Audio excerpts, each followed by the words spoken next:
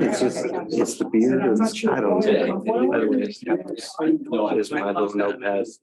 It's my reflection. I drew pictures the last time I was in. I drew pictures of trees. I was at the, was it this? It's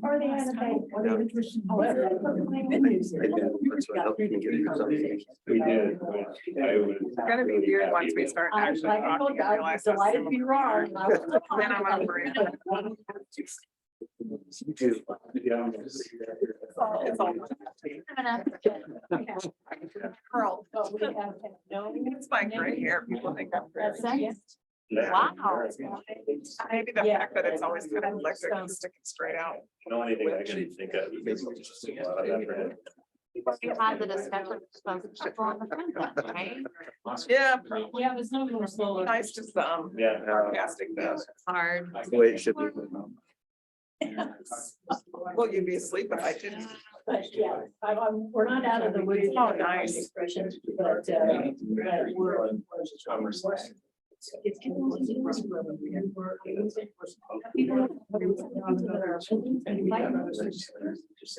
It's gonna be a lot nicer open up. I think we're. Wait a minute.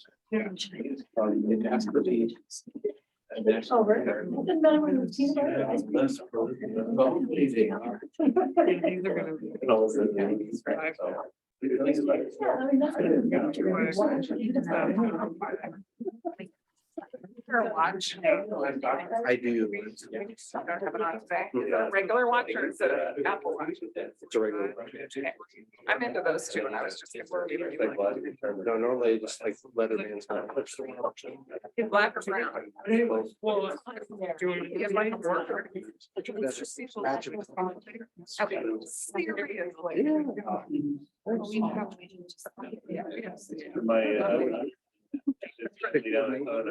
Shit going on.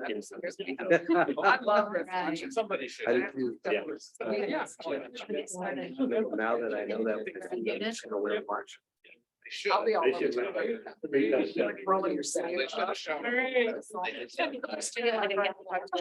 People will look at us. They say, All right. Gonna ask conversations slow. Maybe.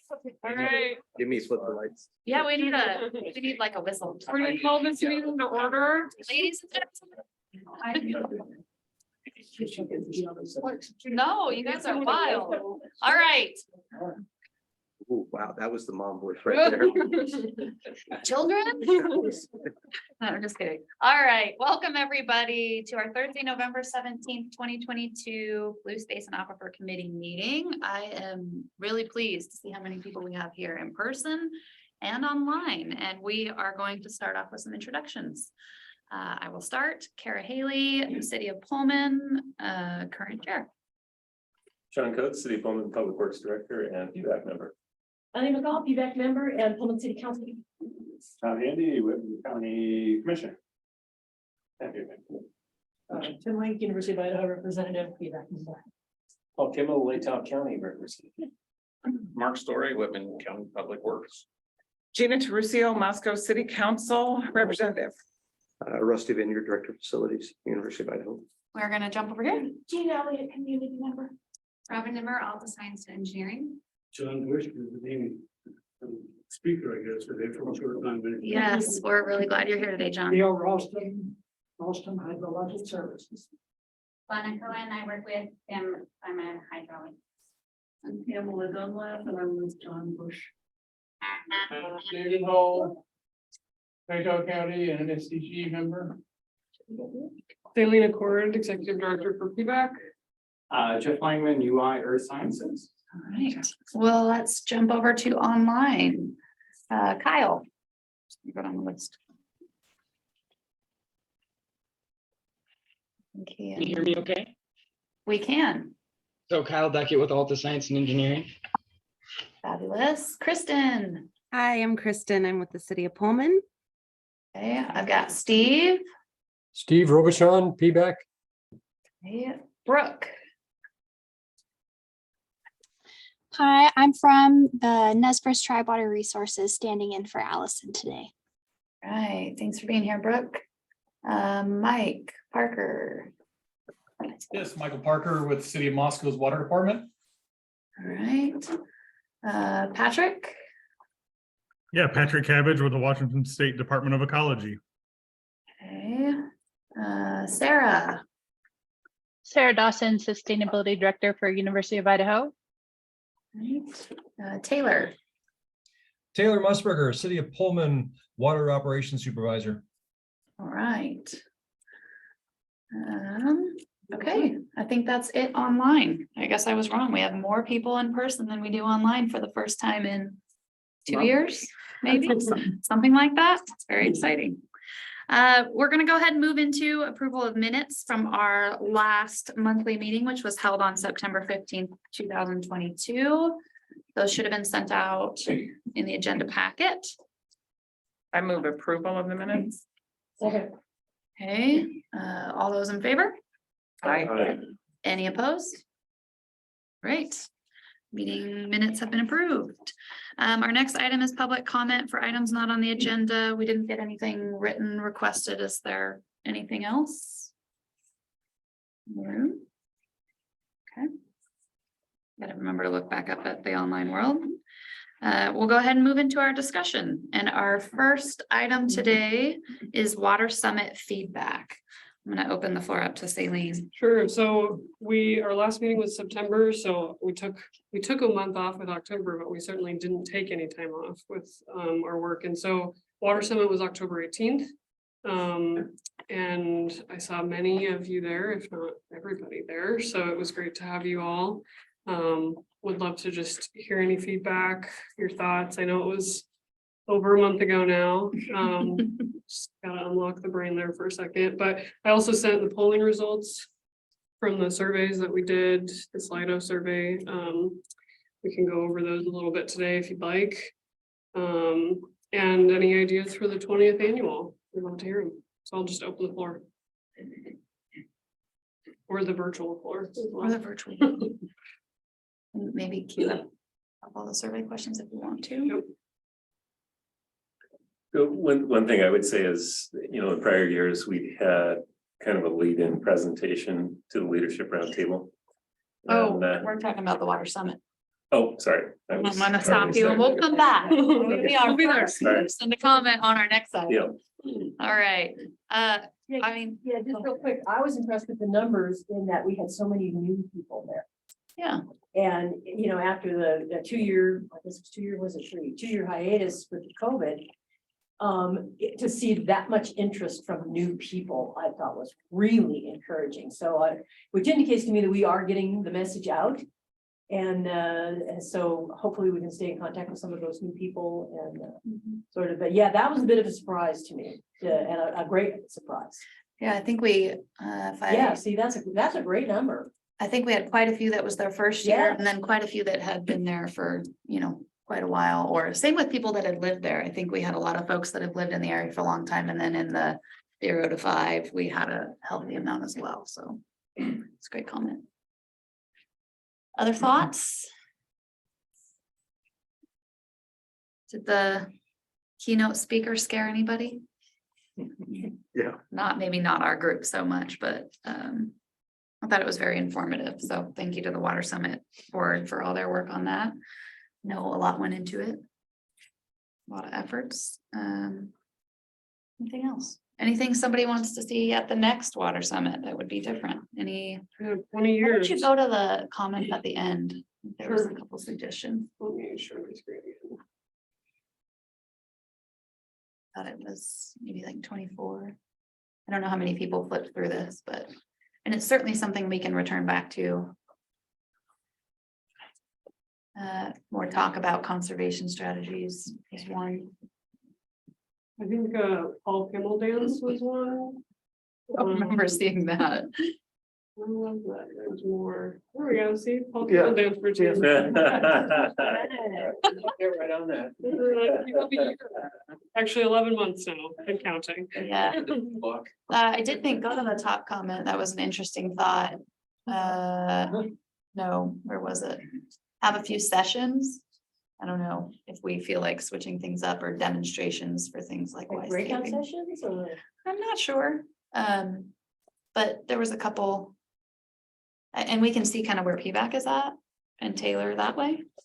Yeah, so our water summit board met last night, just kind of a recap and talked about, based on some of the feedback is, might there be value in sort of breaking it up into two summits, one being sort of the October big name event, but a pre-irrigation season event focused on conservation. So something that would bring tangible value to our residents around conservation. And maybe use that to help potentially shape some of the water conservation, this regional plan, kind of use some bowling and some other things. So we're still brainstorming. brainstorming. We're gonna meet again early December. Sometime in December. I Yeah. don't know. But anyway, Okay. we'll get out to our city officials and kind of give you some ideas, and we'd love your feedback on that. Cool. That might accommodate the comment a little bit too. But if anyone has ideas for the next year's keynote speaker or speakers. And I you can never know. dance at both events. But do we have that in writing? Let's put that in. It's recorded on the official record. I don't know who. What weirdo made that comment? It was you, wasn't it? It's me. I think it was. All right, it was a nice event, so, okay. Any comments online about the water summit? Anyone have any feedback? Okay, I'm not seeing any.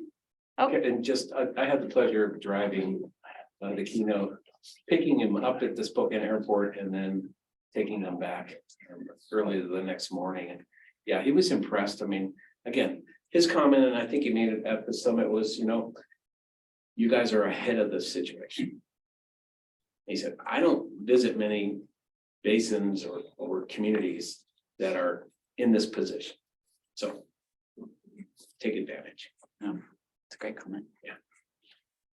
Okay, we're gonna move on to discussion around the leadership roundtable feedback. You wanna read it? Well, I thought it was great that we were looking for chairs at the table, which is exactly what I wanted too. So I was impressed by who all attend. We did send out thank you cards to the leaders. I mean, thank you all for PBAC attending too, but the additional leadership that was there. But yeah, we'd like to hear your feedback. Again, it's been a couple weeks, but I think there was a lot of good discussion there that I think I would like to spend a majority of today's meeting just capturing and talking about and figuring out how we move forward from that. I'm gonna open it up to Sean. All right. I know he has something. Well, what I was gonna say is, one of the things that we've done in the past that I think was really effective is we did kind of a lead-in presentation and talked about some of the history, some of the latest statistics. And I know that a lot of the leadership had recently seen those, but it still, I think, helps to get people on the same page to still do that as opposed to just very quickly opening up into Q&A. So I think going forward, it'd be good to still do that. So set a better table. Yeah, essentially. A little more formal. We did kind of go back and forth on if we should do that, but we thought we just did the road show. Yeah. Hopefully the folks at the table are kind of at the same page already, but yeah, it never hurts to reiterate those things. Yeah, and we had some internal complications with people getting there. Because Mike Urban was tied up in budget and so, yeah. So the timing on it was a little awkward for some of the people that I would hope we'd have been there. So Yeah, they did have good excuse. it was a really good turnout though. I think that it'd be nice. I agree, setting the table a little bit more, reminding us why we're here at that event. But then I think takeaways are super important. Give us a action item list, give us a talking points sheet, something like that. And I know the subcommittee is working on that, but I think that I still have heard it in my little council world of what did they want from us? And I think that more than ever, it's really important to be clear about what our forward motion is. Right. And to show that we're not just seeking more funding, that we're actually gonna do something with purpose. If we prepared and sent something out in advance as a homework, do you think people would do it or no? Probably not.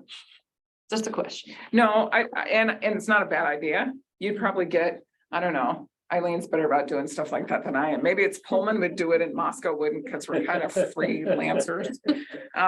If we took the first 15 minutes of the event and did it, then you'd have everybody trapped in one room. Okay. I'm just thinking out loud. Yeah. Celine, did you want to get any feedback on the one pager at this point? Yeah, I should have printed out those again for you all. Yeah. Could bring it up. That was the first eyes on it were after out there. Yeah, let me find it so I can. And it, you know, just know it's a work in progress. I thought it turned out really well, but There was some good feedback though. yeah, there was some good feedback. I know having been involved somewhat with the planning of that, we had so much going on with the September Roadshow and all those activities and everything. And then I think we as a committee still have a lot of things to discuss before we felt like we could come presenting a whole bunch of new information. So that complicated it potentially a little bit, but. Well, actually, maybe speak for Tom, but when Tom and I looked at it, we kind of, my first thought was it was upside down. And one of the things about our consultant that we're looking at, one of the first points is ordering of information.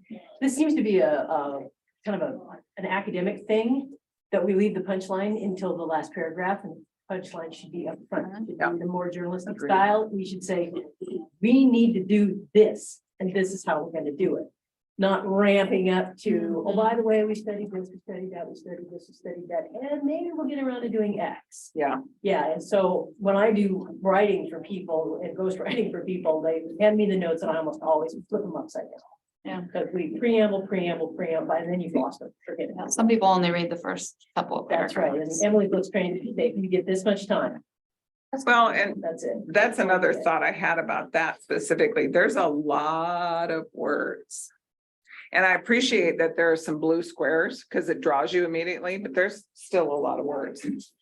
And we're all steeped, haha, PBAC joke, in this whole subject. But if I'm a decision maker that hasn't walked a walk for the last X amount of years, that's a lot. That's a lot to read. So Celine, remind me, our potential contract with Fuse, would it include some help with the one pager? Not right now, Not right now, okay. but I think But we could, I could do, Yeah, I could pull that off myself. thank you. Yeah. Yeah, this was the first draft. We had probably over 50 frequently asked questions to distill graphically on a, half of a one page or a back of a one page.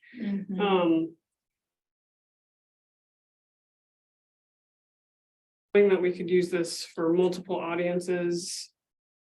The text is probably. Caffeine today, so you're gonna have to tell me to shut up at a certain point. Because when people come to us, their comments are distilled down. So what we get from people is one or two lines. They go, what I see happening is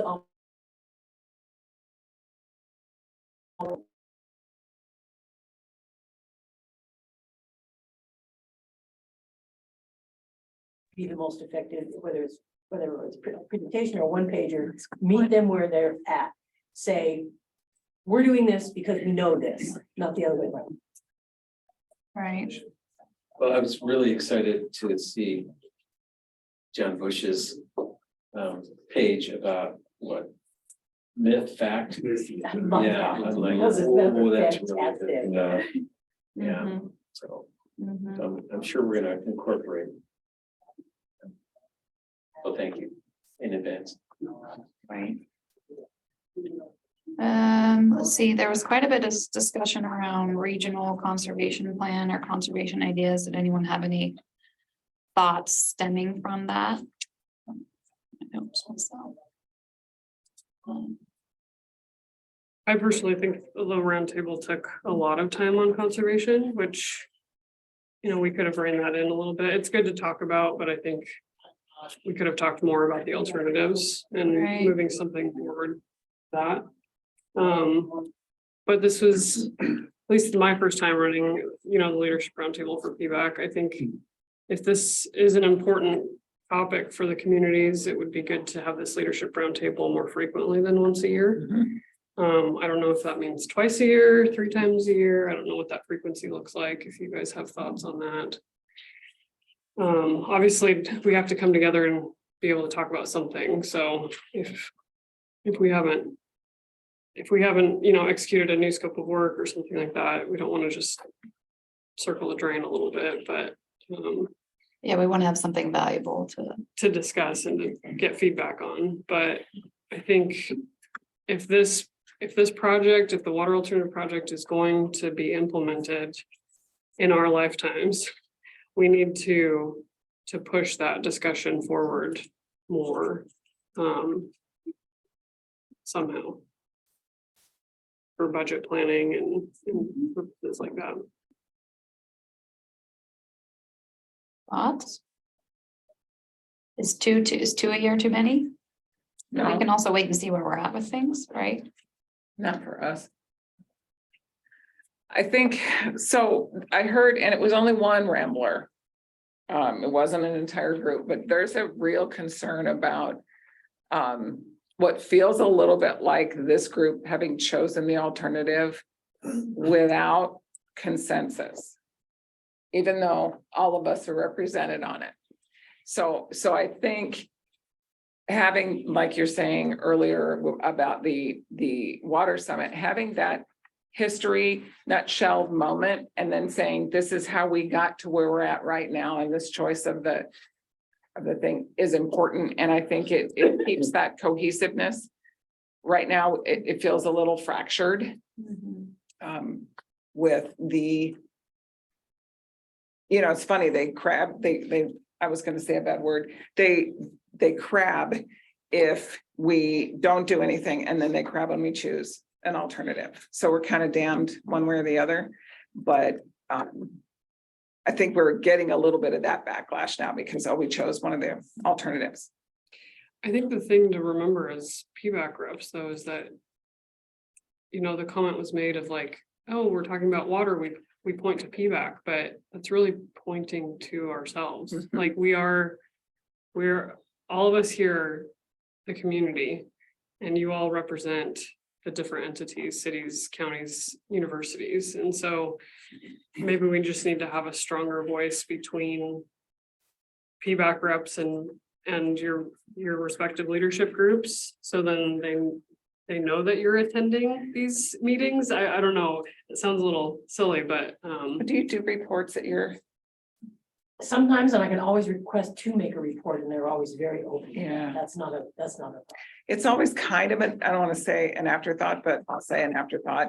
At our meetings, the bulk of the meeting happens and then we kind of close the formal agenda and then we all talk. So there is a little bit of kind of that, well, we went to PBAC and they talked about this and this and this, but I think the whole concept of, you know, we're pointing at ourselves could be solved by just a little context over and over and over like we always do. But I just, I think we're running the risk now of fracturing almost a little bit. And I don't, you know, I'm one person with a solution, but it's not ideal. Right.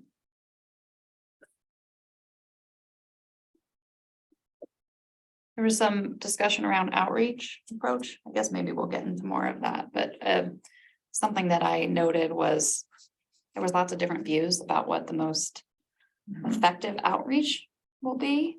Some people, you know, and I think the big takeaway for me is we need to have various forms of that to reach different audiences in the right way. So maybe the Fuse and the communications subcommittee, and We'll be working on that. We'll have a proposal probably early 23. Just line up some of the collateral materials, kind of timing, different formats, venues. where we want to talk. reach out to. Okay, so. It was good to have our county members there, Tom and Kathy and Art definitely had a county conversation, Tom, both times. Because I think often, I mean, every entity has its own purview of the basin and the water being used, and so it's good to have all the voices at the table for obvious reasons, but Right. I think conservation in the counties are gonna be a unique problem to solve and to pursue moving forward.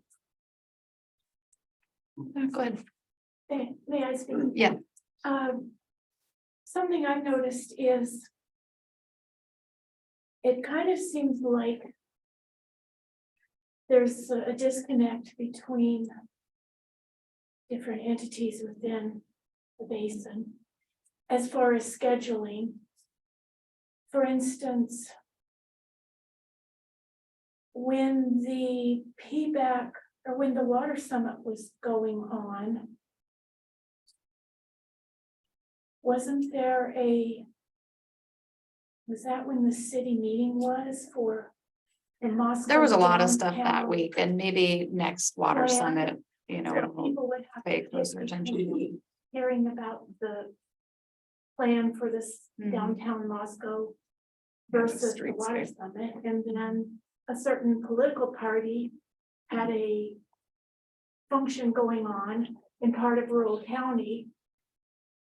Latah County, and I felt like the candidates should all have been at the water summit. Yeah, I think we Somewhere. try our best, and we have to schedule somewhat in advance for keynote speakers, is my understanding on that piece, and the cards maybe didn't fall as nicely as they have in the past. But I'm sure the board will We did continue to one do on their the best. council night, and that was the only night he could be here, and Yeah. Yeah. darn for Pullman. Yeah.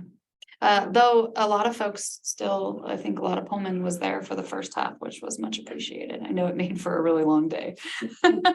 Really, really long day for Pullman folks who went to bowl. But yeah.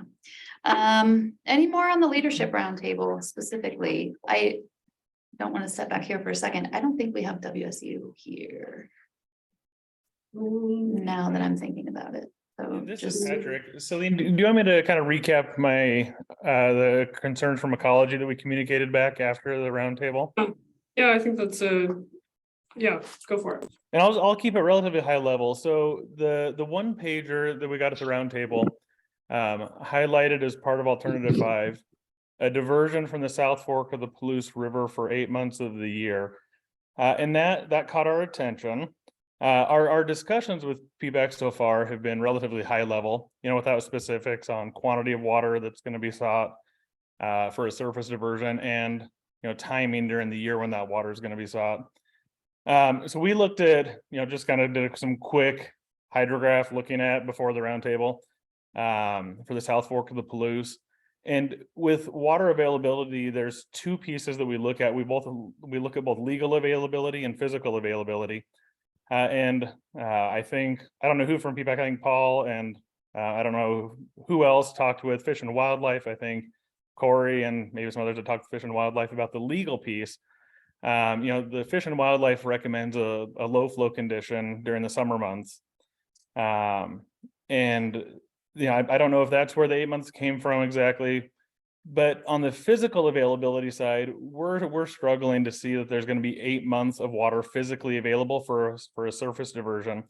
And we still kind of run into the same thing of, until we have specifics of specific times of the year and quantities, it's going to be hard to make a decision. We can't make a pre-decision without those specifics.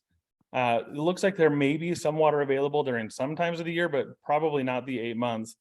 But also wanted to communicate back to the group that, we do fully support PBAC, but we want to make sure that our support isn't construed as regulatory approval for whatever PBAC, their decision is before it's time for a regulatory decision.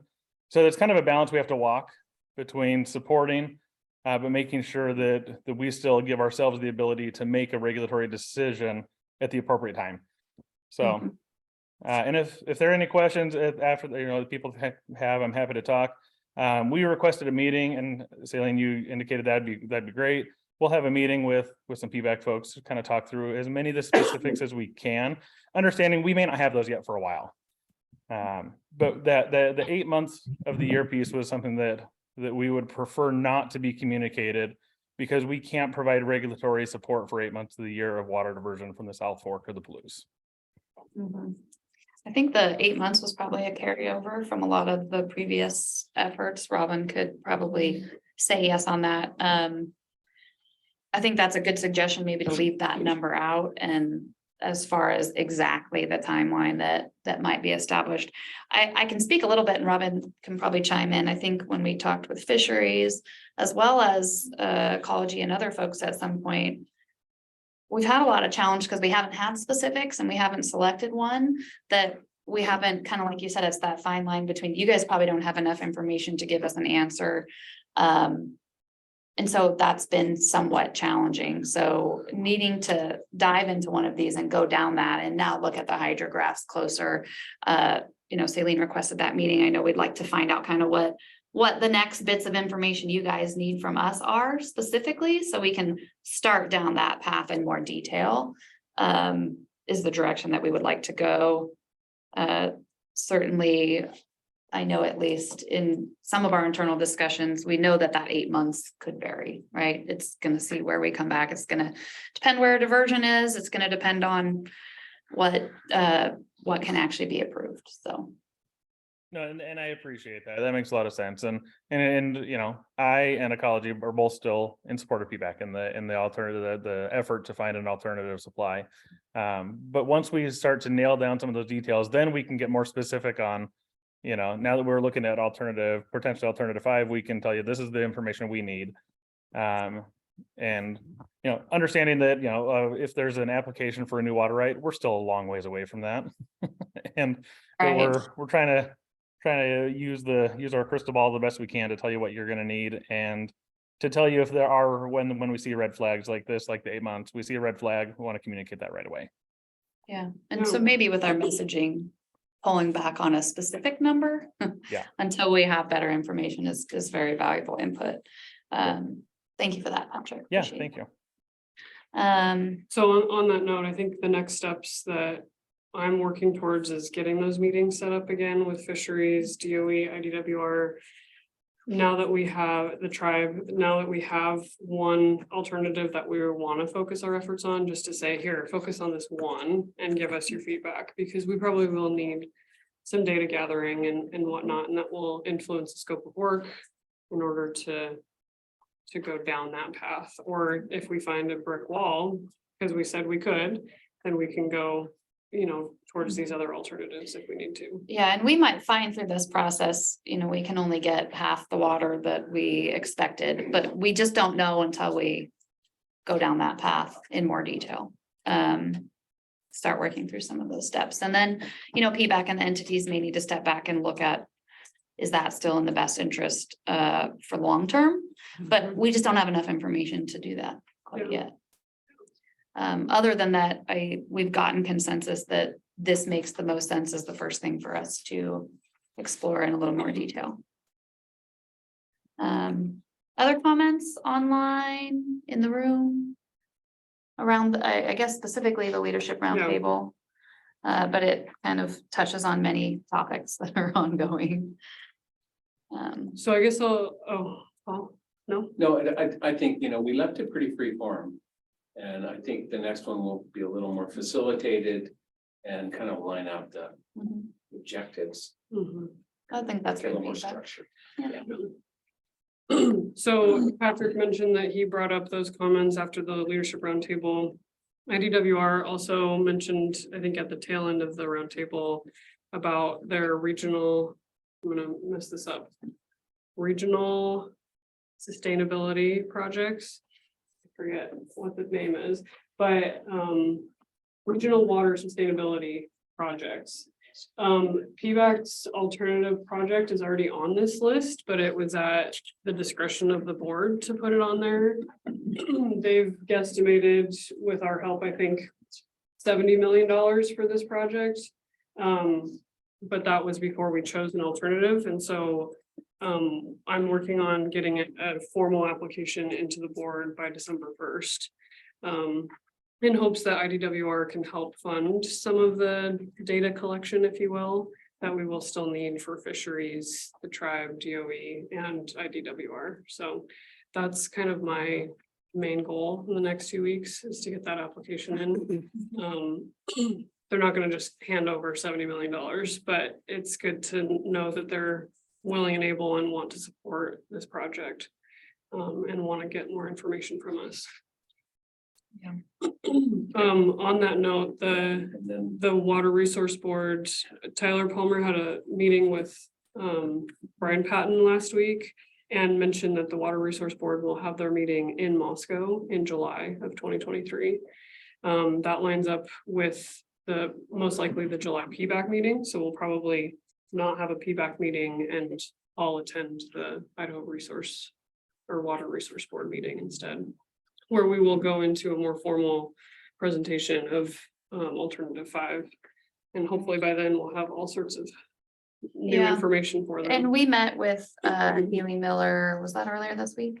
That was Tuesday. I know. Or maybe Paul wasn't on that one. And they understood, it's a quick turnaround to actually submit an application of sorts. This is the first time they're actually asking for people to kind of formally submit to get on the list. We're already on it. They understand that we're probably going to use a lot of the report as kind of justification and backup, with the hope that at the July meeting, we might come with a little bit more specifics about what we might be requesting or wanting in the short term. So they understand at this point, it's going to be bigger picture still. But with that being said, I would say we have a lot of things that we want to figure out in the next 4 months or so, especially before it's. Yeah, I think that date's like July 20th or something, so I'll be sure to get that on your calendars, but it's exciting that they want to be here in Moscow and talk about our project specifically, so. Yeah, related to that, yesterday, Celine joined me, we had the opportunity to present to, I'm not sure how many Idaho state legislators were in town at the University of Idaho, part of the North Idaho Legislative Tour. But we had some time at the microphone. We provided the 1-pager to those legislators, told them that we would be submitting to the IDWR in this application process, and shared a little bit about the basin. So just a little awareness building with some of the funders. Right. And if you guys read the website, getting on it doesn't necessarily mean that we're getting funding, but it means it's on their list it's on their radar. We can push it to legislators, it puts us in the queue for potentially something as specifics get developed, and, we'd go back with more specific requests. And so anyways, any questions, comments for IDWR application? Okay, sounds like no. We'll move on. We don't have any unfinished business. So we're going to move on to new business, but I did note as I zipped through our introduction, I don't think we have WSU present. But we do want to talk about, I guess the next item is a proposal for infographics. And ideally, we wanted a motion around that proposal. But you want to touch on that? Yeah. That proposal? Yeah, perhaps. We might have to think about how we can vote. Voting via email for Wazoo. So we realized, the communication subcommittee has realized, pictures worth 1,000 words, if you will. And Tim Link has actually suggested this consultant, they're called Fuse Consulting, and they do infographics. This, hopefully you all at home can see this, but they do half page, full page. It's focused more on just natural resources, ecosystem kind of work. Sorry, these are kind of small. But the idea is that we could get something similar for PBAC. And so the quote that I sent out yesterday, what we've proposed or asked them to work on is an infographic 1-pager for alternative 5. we'll probably rename alternative 5 to just call it a project name rather than 5, because it, as the roundtable suggests, what about 1 through 4, right? So we'll be renaming it again, but it would kind of go into, right now we're at the 50,000 foot view. The infographic would go out to like the 40,000 foot view of just kind of detailing out like the water cycle, if you will, on alternative 5. Talking about direct use, pros and cons, things like that. Then we'd also have a 1-pager on Aquifer 101, as I'm calling it, is that we have a lot of great technical information about the aquifer, but that's pretty hard to digest for the general public. And so make it a little bit more cartoony, for the lack of a better word. But it would be specific to our. But it would be system. specific to the Palouse Basin. So, just talking about recharge and maybe aquifer storage recovery, things like that, just from a cross section, water cycle, the bird's eye view, aerial, those kinds of things. And then we would still talk about the other alternatives, because as we know, they're kind of sitting in the hot plate right now. Just because we've picked alternative 5 doesn't mean anything's happened with alternative 5. We still have a lot to go. So having 4 different graphics for alternative 4, we have maps with dots on them in the report. I think we all can understand that, but again, from the general public's view, just kind of polishing them up a little bit. That would be for the other alternatives? For the other not- you said alternatives. Alternative 4. Sorry, for all 4 alternatives. So we would have all 4 have just smaller graphics, whereas alternative 5 would have like a bigger graphic. And that's where we talk about aquifer recharge and recovery, storage recovery and recharge. So the quote that they've put together for us for those things are $9,000, and that would be kind of going back and forth with us creating the text and them doing the graphics. We would have them pull together a whole package where we could have PBAC's logo on it, not on it, so then if the entities needed to or wanted to use this, they could.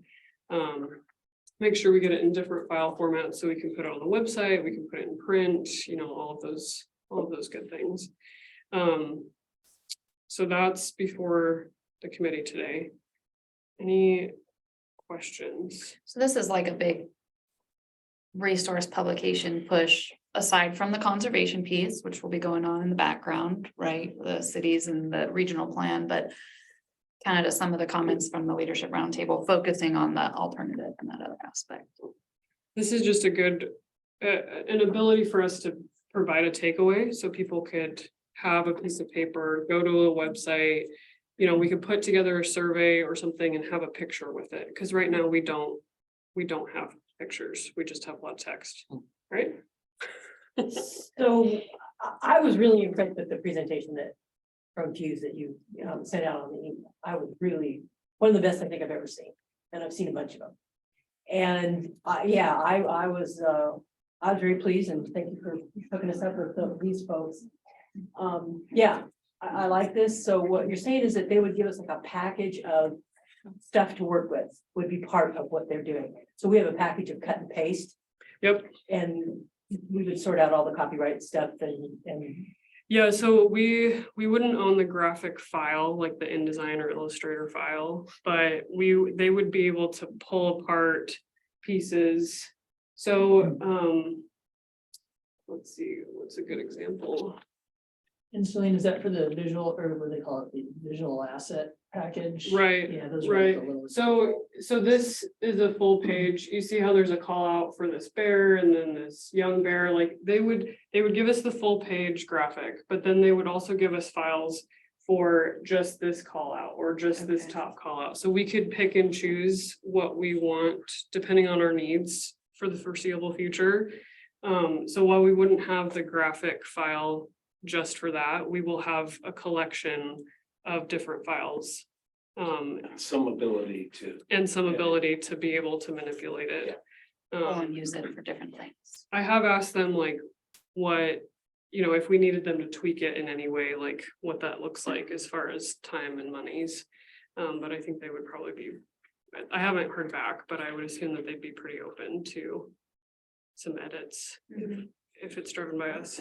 Yeah, I was gonna say, we've had views do a couple of infographics for us as part of some of our projects, so I've worked with them, and that's at least with kind of the initial round, that there is, I think they have it built into their quote, some sort of a review and revision process. Yeah. And they're really good, and so in other words, they'll send out a draft, and then you say, no, I want to change this graphic, or this text was off, whatever, and then it's usually really fast. The nice thing about them too is that they're all trained in science communication, and so they will usually initiate the discussion by saying, well, what is the message you're really trying to get across, and then they sort of design around it. So they're not just graphic artists that put things together, but they actually think from that science communication standpoint. That's cool. I think it might be interesting on the Aquifer 101.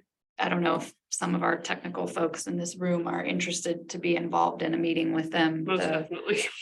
Obviously, it's very complex, but I think trying to grasp some of the, recharge on Moscow Mountain and some of those things will be really important, and we want it to be as accurate as possible. Yeah. I don't know how that looks. I don't know how much time they have in there for a meeting. I know. And it's cartoony, so you only can take it so far. I mean, that's a oversimplification. The graphics that they do are really polished, and I wouldn't call it cartoon, but obviously some of the graphics that PBAC has are very scientific.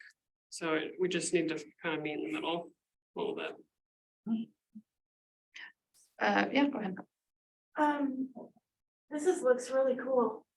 And since this alternative 5 has a heavy emphasis on conservation, I'm wondering if one of these one-page things would be good for the public as far as contributing to conservation of water.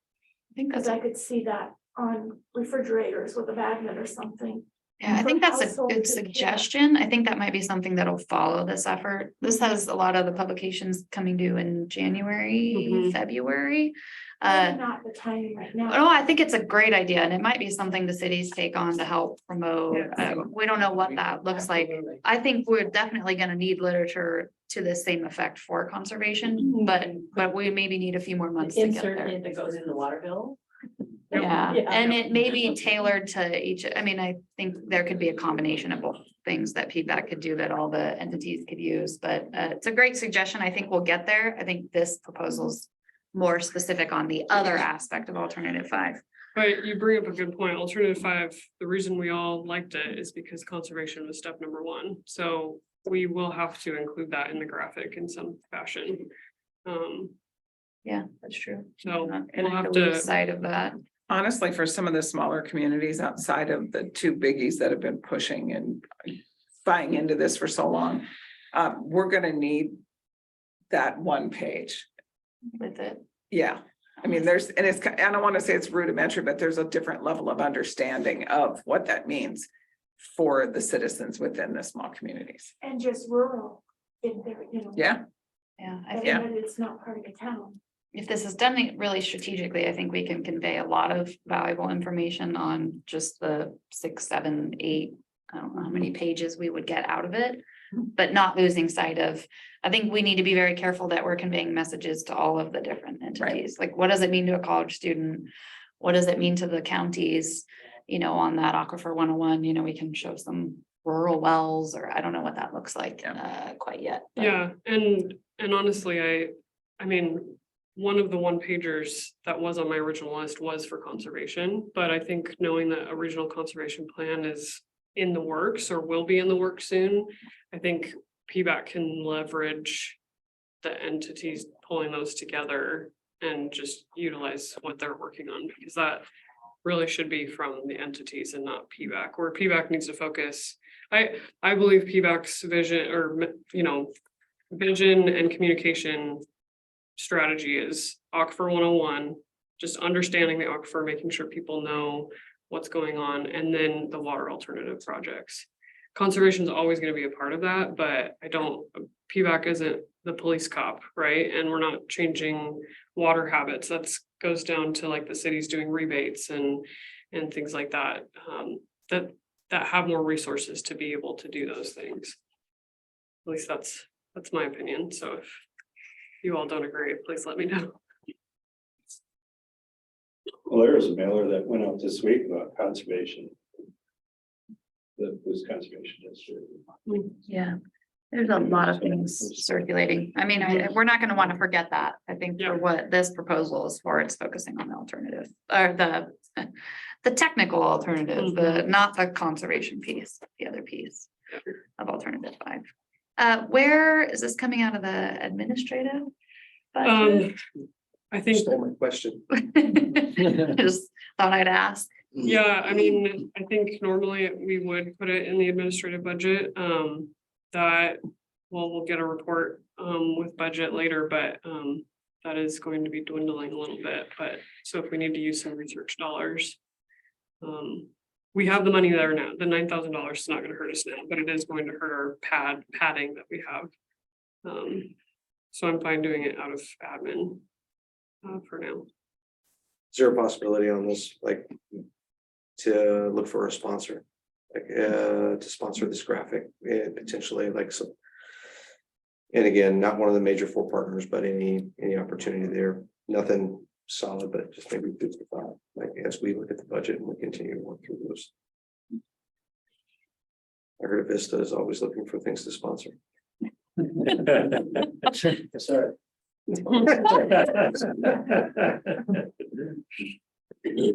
That's a good suggestion. We can definitely keep that in mind.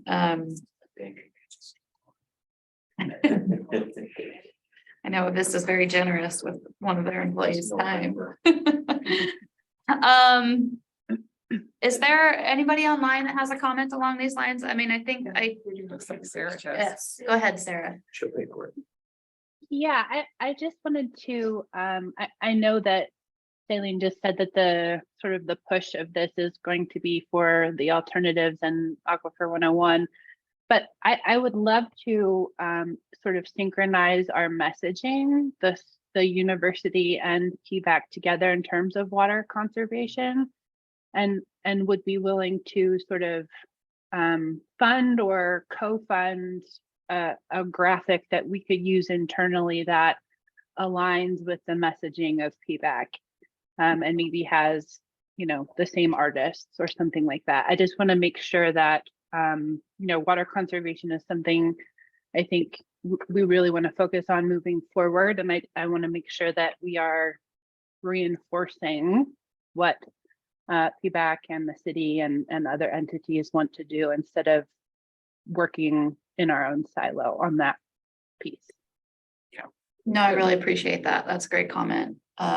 Something I think will.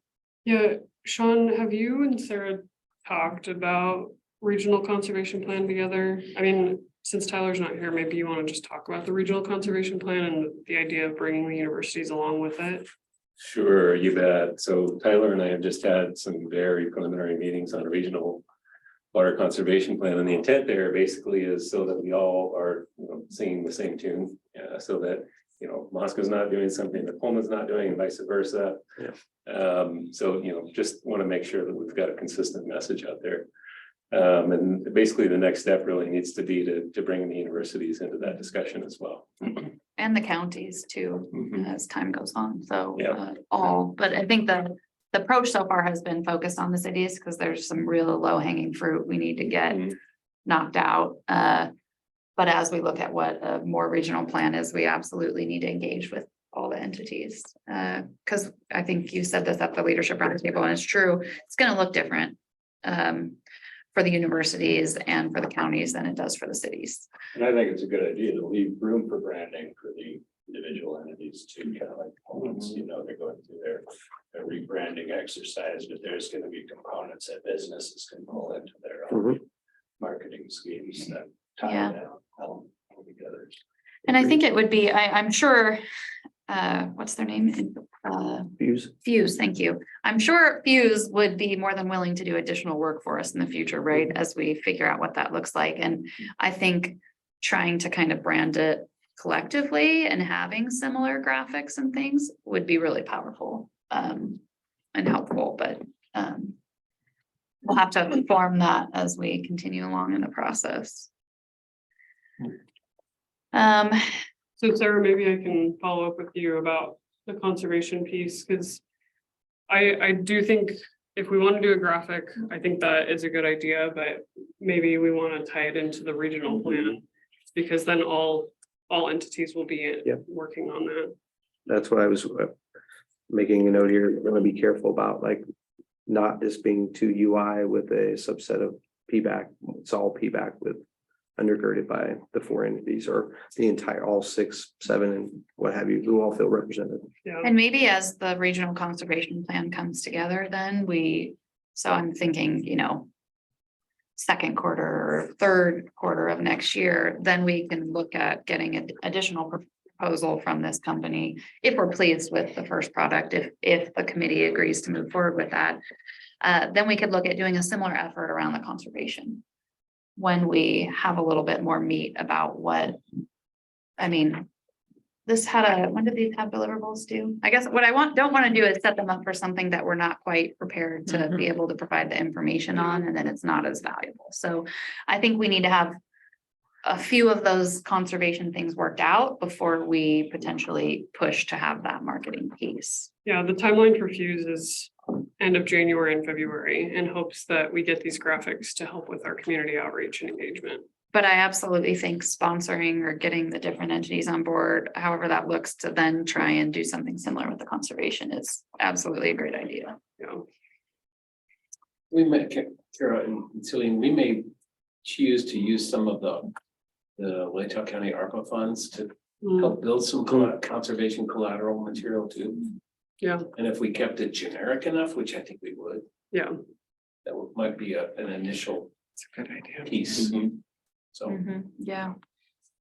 And there's several benefits of conservation. It puts off the dollars for, the more expensive parts of the alternative. Yeah. Which we're all gonna have to pay for. And conservation will tie into whatever we do in the And future. then the so water it's that people great are use of money. drinking would still come from wells rather than a treatment plant.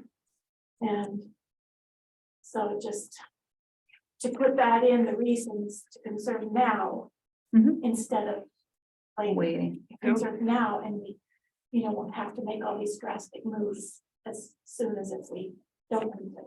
Agreed. I guess I want to come back to the actual item here. Is there a wish for the committee? Is there a motion? Does somebody want to move forward with this particular work at this time? I'd make that motion. Okay, motion from Paul Kimmel. Is there a second? Okay. Is there any further discussion on it? Just briefly, Yeah. are we moving forward with exploration or are we moving forward to fund? I think we're moving forward to fund.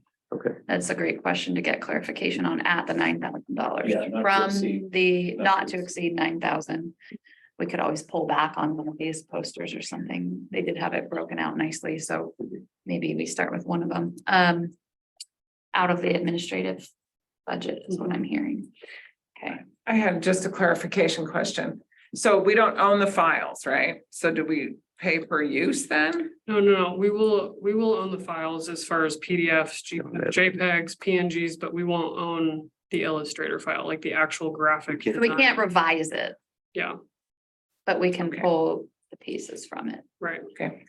That's a great question. Okay, so we had. So at one point, one thing to keep in mind as well is that there would be printing costs and things like that, so if you want to turn them in big posters or postcards or Yeah. whatever, so there is another added. We have a cost. sponsor for that. Oh, you do?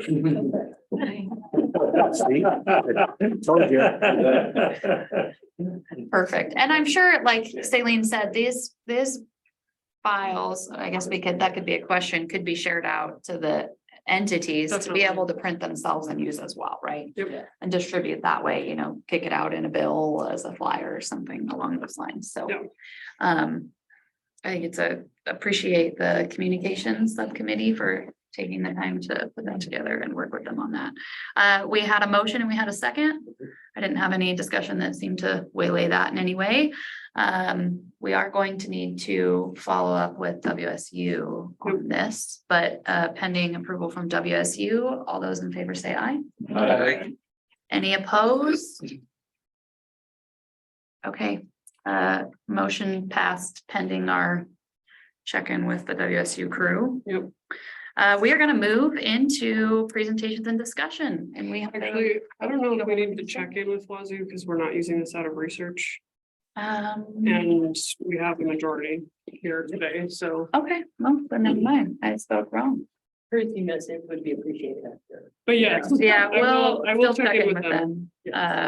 Good call. I guess just a reminder, since not to throw Wazoo under the bus, but if you and your co-representative ever find each other not both Let able us to know. come, please let me know. But I didn't hear from either Wazoo rep today to not know that they wouldn't be here, so I would appreciate attendance check.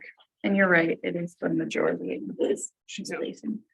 District. Good job. Sit up straight. All right, For Saline. without further ado. Yes, without further ado, we're gonna get to presentations and discussion, and call John Bush up here. Really appreciate you taking time and, we'll follow up. There'll be more presentations All too. this stuff, doesn't matter where I stand. Are we recording? Yes, yep. You can sit right here to be in the camera if you'd like. Maybe the mouse. Do you want the? Plus Yeah. my age, plus my, oh, I have no slides. No slide, okay. But for my age, it's better to sit down anyway.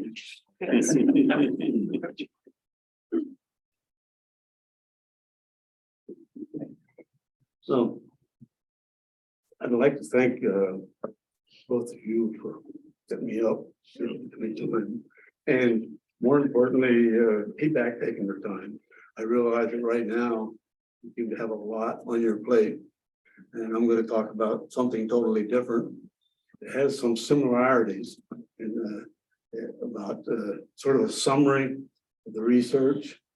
And you've all got a handout, I think, sound. Those that don't and want a copy of a handout about what I'm talking about today, Pam there has a copy for you. Will it be posted on the website? too? Yeah, it's already posted. Okay.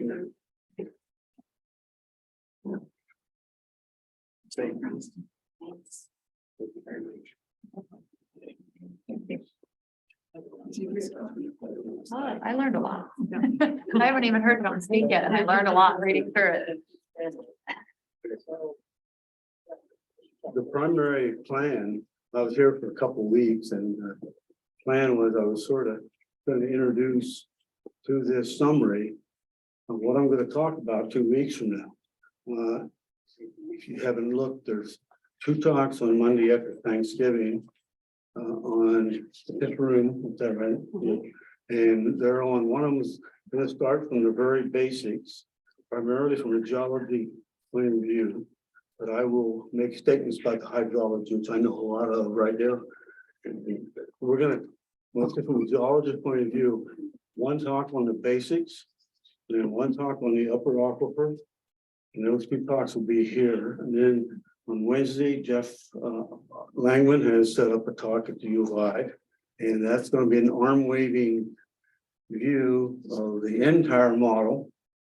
But those who want to start from the bottom and can handle, listen to me for 3 talks, but you're welcome to come to those talks on Monday, because that's just the basics for the Wednesday talk.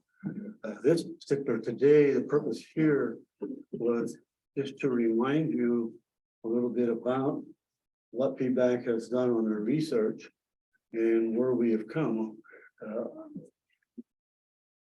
I noticed when I helped Steve Robichon, Pam and I did setting up a sort of a proposed boundary for the Palouse Basin.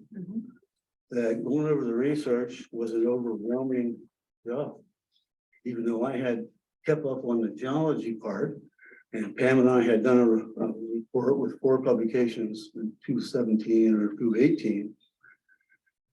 Reading the, just trying to catch up what had been done since 2007 was incredible. So I had the same problems your publics have, trying to keep up with all the information. And so what I put together was, I think it's 2 or 3 pages of a list of the major publications and reports and things that PBAC has supported almost all of. I think if I recall right, in 2007 is when you started putting more money into your budget. Well, if people ask about what PBAC has done, one thing you've done, I think people have forgotten about, is the amount of publications and work on the aquifer system has just tripled. Getting through Robin Nimmer and Dale Ralston's report on the framework report takes a few hours to go through that and try to read it. And there's just a tremendous amount of information out there. And the other problem, though, I found was some of the same problem you have with your getting information out. Was in going over it, I found that in humans, there's a lot of misinformation. And because it's hard for institutions to carry things on. And occasionally I found some places where I was wrong. Because I had thought something that I had done or somebody else had done, found that misinformation is being carried on. And so what I tried to do here, you can't solve all the problems, but in realizing that, I tried to put some sort of, I wouldn't want to call it a cheat sheet, but you can look at the first 2 pages. If anybody asked about a publication on a certain area that PBAC has done, you can at least look at it, tell them this is available. The other thing is I don't know how accurate it is, it's my belief, so I put together what I thought were facts on the upper aquifer, facts on the lower aquifer, and then a few things which keep reoccurring as misinformation. And maybe that will help you. I'm not saying you guys aren't on top of it, but if it took me, Sean and I about 2 months to review the recent publications, I'm sure you aren't staying up at night reading all of this stuff. So this was to try to help that. Also, one thing that has differed, Dale Ralston had me come over here in '92 and talk to PBAC, very short, little small little group. I now have to look down at my list to see what I'm supposed to say. Back in the old days, you have to give me a little bit of time. Okay. Talk about what I found. Oh yeah, the myths. Have a story to tell that shows how important it is to try to keep some of the basics straight. In 1925, Moscow drilled Moscow #2. And they calculated that we had between 400 and 500 million gallons of water on an annual basis. Okay, in the upper aquifer, lower aquifer. 1930, they drilled another well. Those wells, Moscow 2 and 3, supplied the city until 1955, going full bore. And they were recharged every year. Now, we started using more than the recharge was coming in. 1955, both the UI and the city drilled 2 deep wells. And we quickly started pumping out of that upper aquifer. The paper and the people's perception at the time was that the upper aquifer dried out. It was dry. We had used all of that water. 1972, Bob Jones made a presentation to the city council that the water was recharging at 2 to 3 feet a year and calculated out using different methods. Calculated out it was available, it could produce 400 to 500 million gallons a year. So by that time, they weren't using much of the lower aquifer, of the upper aquifer. We go along in 1990. There was another paper sent into the city council and to the water department. I think the name was Baines, I've forgotten now. In that report said we have calculated out that we have about 400 to 500 million gallons of water available. And the city switched over and started, not switched totally over, but started utilizing that upper aquifer again. And about 200, on the average of 200 million gallons a year, they didn't pump it to its full capacity. In 2004, 2005, we had some of you will remember and some of you won't, but there was a new hearing about a permit. They even had the potential, it did cost Lake Powell County quite a lot of money. And it had the potential of a lawsuit against PBAC. At that time, 4 people stood up and testified that the upper aquifer was dry. Even though We were pumping from it at that time. And then we went on and we did some research and decided primarily carbon 14 dating analyzed. And some of us, including me, kind of forgot that this aquifer was capable of recharging on an annual basis with modern water every year up to 400 to 500 gallons. We just kind of drifted off into the distance. Last year, or maybe it was 2 years ago, I had a friend who keeps up on things in the area, absolutely insisted that the well dry, the upper aquifer was dry, and there was no modern reach. The point being, somehow, we've been carrying along just on one little topic. So we can't correct all of our misunderstanding, but that was the attempt. That was one of the reasons I want to put this together, because I could hardly believe that somehow, and I was caught in the middle of that too, that we have modern recharge water in the upper aquifer in Moscow that can produce. It hasn't changed. Recharge hasn't changed. It's, even though we've developed the area, somehow we still have water is still produced, but we need to try, and then we included need to try to keep track of these misunderstandings down through the years. That was my main point. But the story I thought makes it clear. My point of view about PBAC, I'm an outsider now, but I'd like to point out from looking at other areas in the country, there's very few places that are ahead of the curve like you guys. Most important thing to me is, boy, don't ever let that water level data not be collected. You guys should be, if who knows what's going to happen 50 years from now. If you don't want to spend the money to have a consultant go out and drill new holes and collect new data, because I don't know whether Dale would concur because he's more knowledge than I am, but the first thing a new consultant 20 years from now want to see what's the history of the water. So don't ever let that die. That's just my strong opinion. Whatever you do, that's important. And it will save somebody down the road hundreds of thousands of dollars. Another thing that for me, and this is my personal point of view, it's really been good that PBAC has kept a list of the publications. In this case, in my particular case, I was able to grab information working with Steve Robuchon, put together the geology reports we did. But then when I tried to apply the hydrology, where did I go? I went right to the PBAC page, looked for the information. Do you know how much you'll pay a consultant for if you don't have that information? They're going to be going to the library, they're going to be contacting other consultants, and that cash budget is going to be on like this, which is fine, that's their job, but you don't want to waste that. Keep that. I use that webpage constantly for finding information. Oh, then the last one coming about research.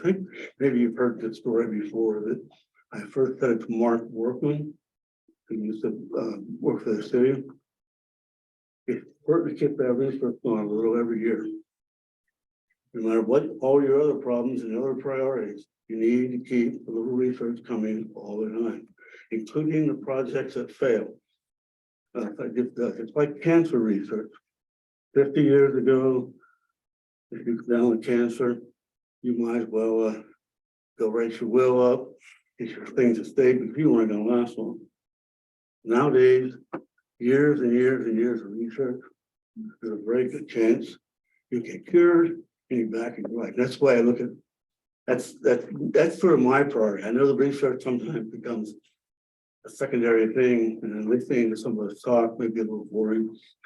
Anyways, the idea is that I'll open for questions now. Let's sort of give PBAC a chance.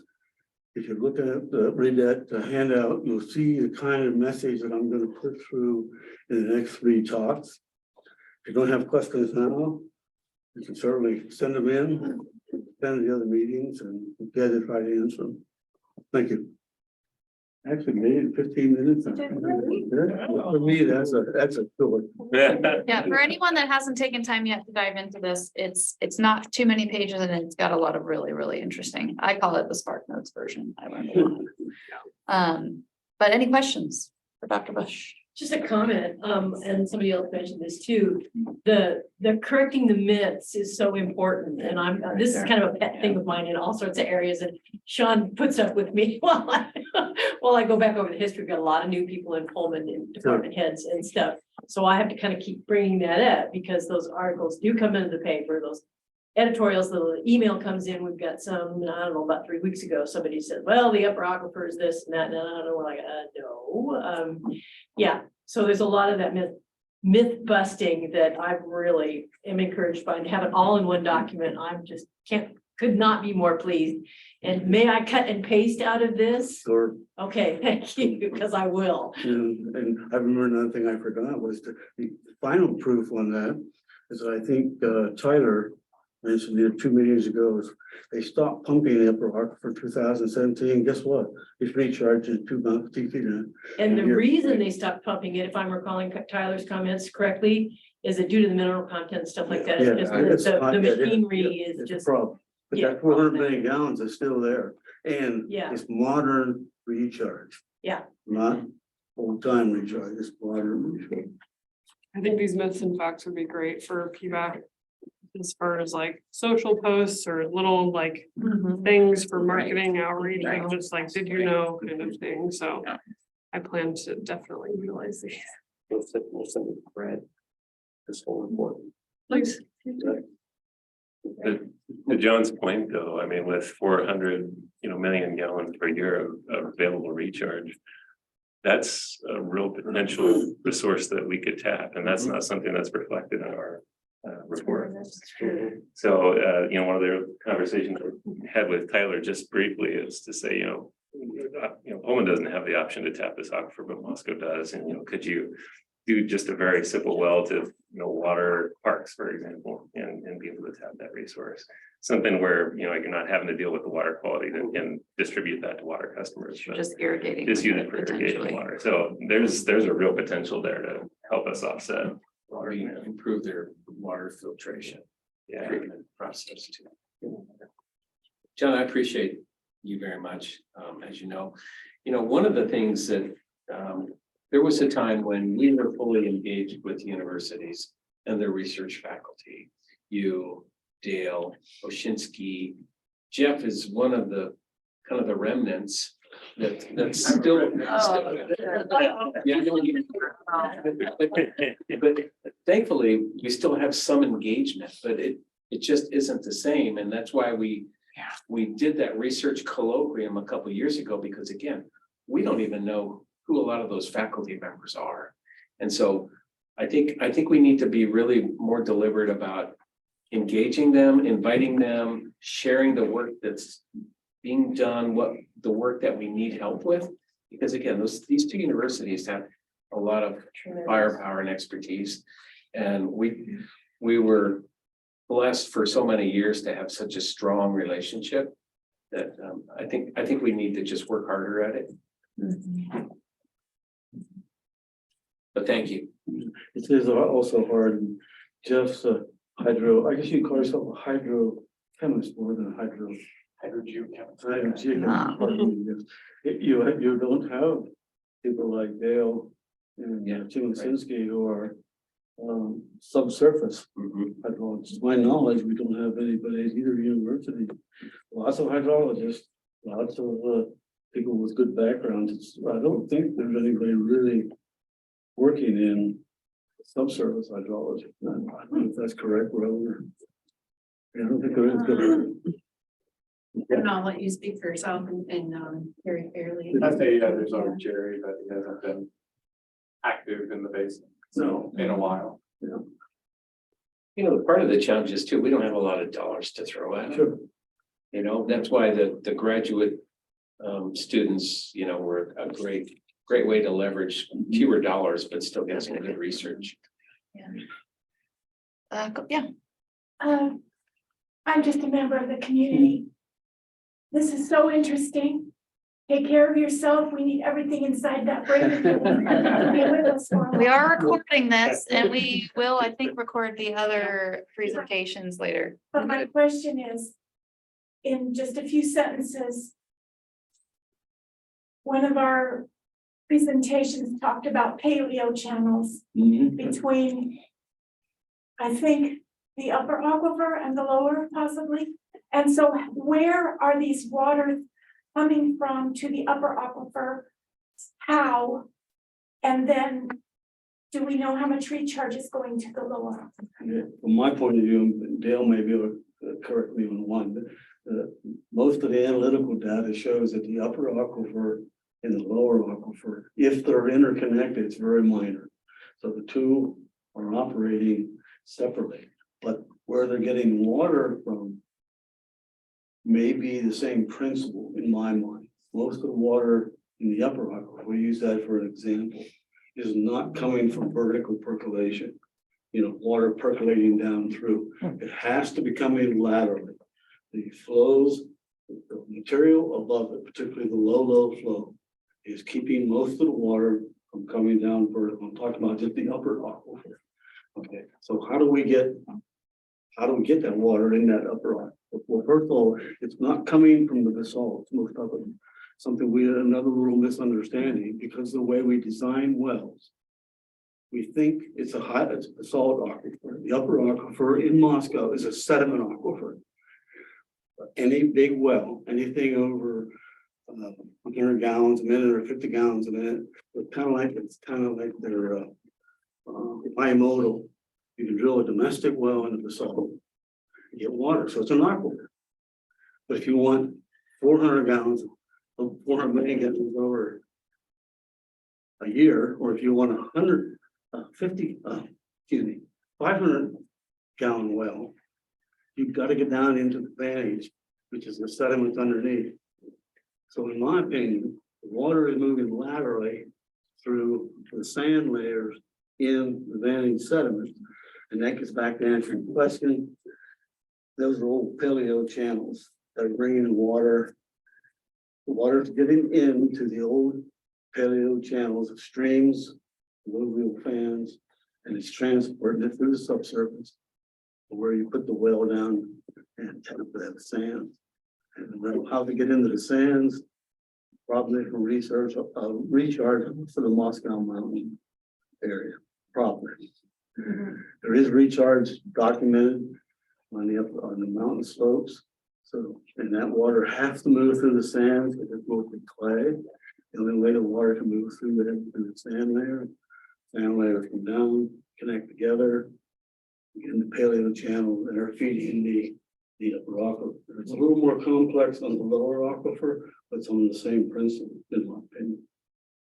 Are you saying it is snow, water, precipitation to certain areas? Yeah. And More, then it goes in my down. opinion, more so, we've gone through this many times, and I've changed my mind many times. I believe there's practically no vertical recharge across what I call the central part. Let's say the part from Moscow home.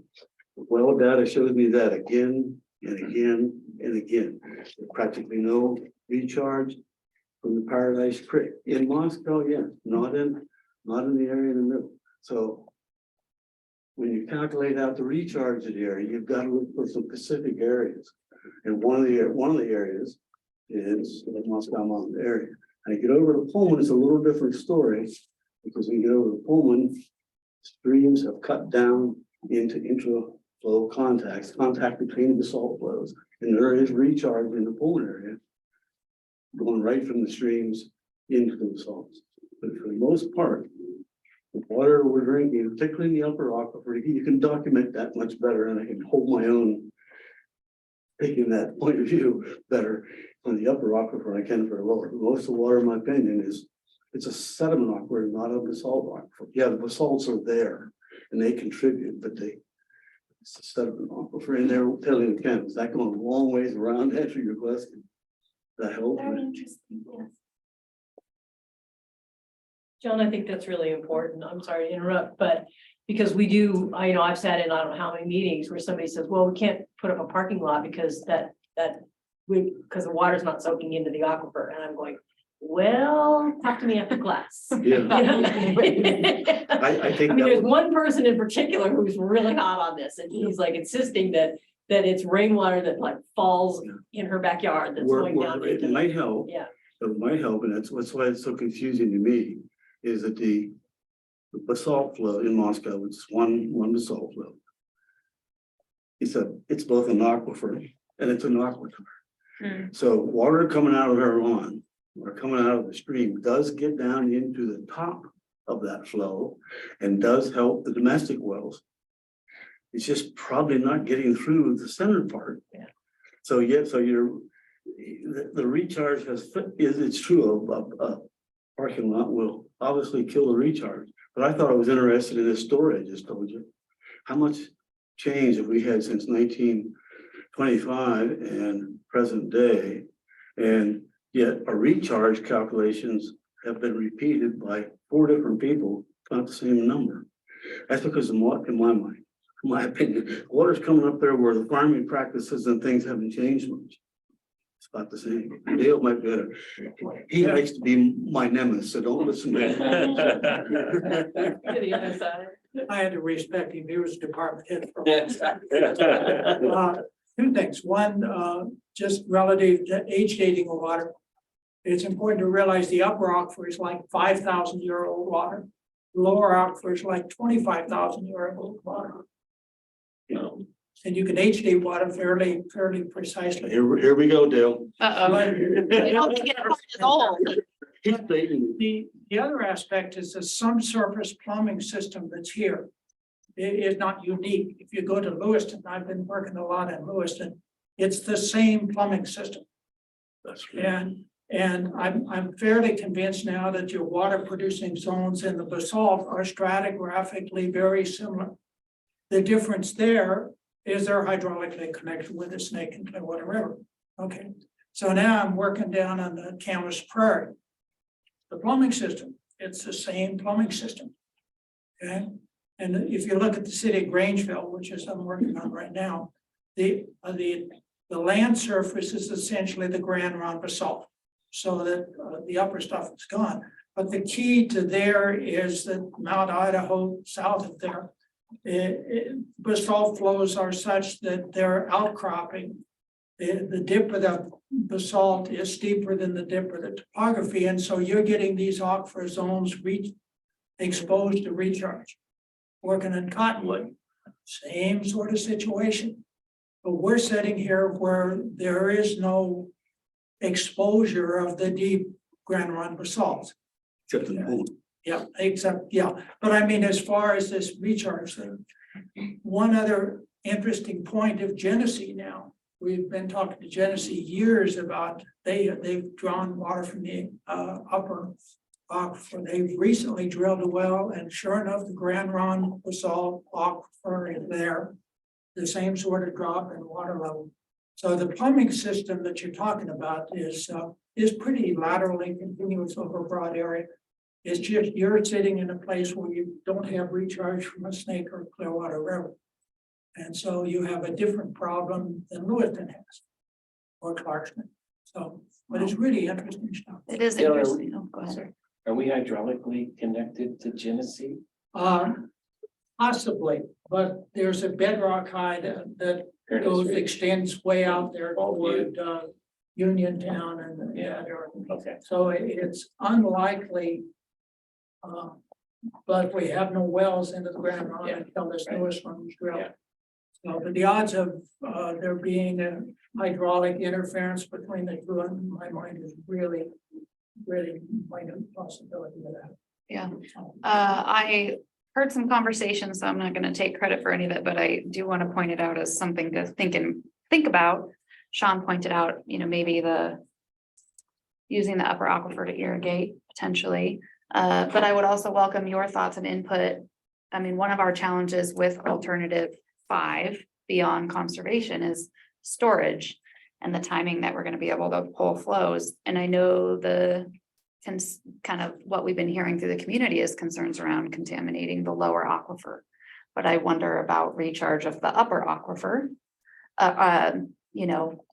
maybe pulling off of Paradise Creek and targeting that aquifer instead of the lower aquifer, and if that would be Oh, I think, I don't agree with what Dale said, so I gotta have to. come back. The age. He was right on, he was right on 90%, we forgot one.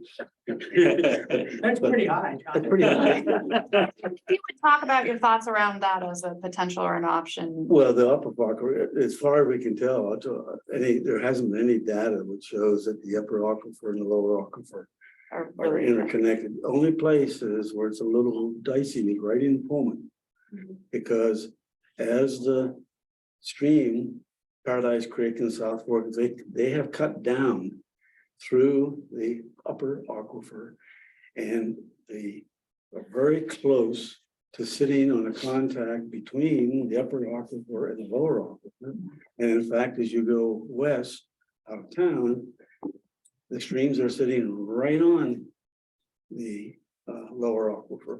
So they could be, and we don't have any long-term data, they could be interconnected at that point. But now it's not going to be sucking water from Moscow because the upper aquifer is not interconnected like the lower aquifer. But you could be, there could be some potential there of mixing the two. The very first artesian wells may have actually been a combination of water, upper aquifer and lower. Based on where they were. The only place, by the way, I disagree with Dale, I'm sitting here nervous, I have to say. Is the only, his analysis, everything was right on in terms of my mind. The only thing that people have forgotten, those age dates, in my opinion, are almost useless. The carbon-14 dates that were calculated on the fact that there was no carbon in the system. And I'm not a quantitative person, but I've read several articles, and any aquifer using carbon-14 date is the most questionable use of carbon-14 of any carbon-14 dating.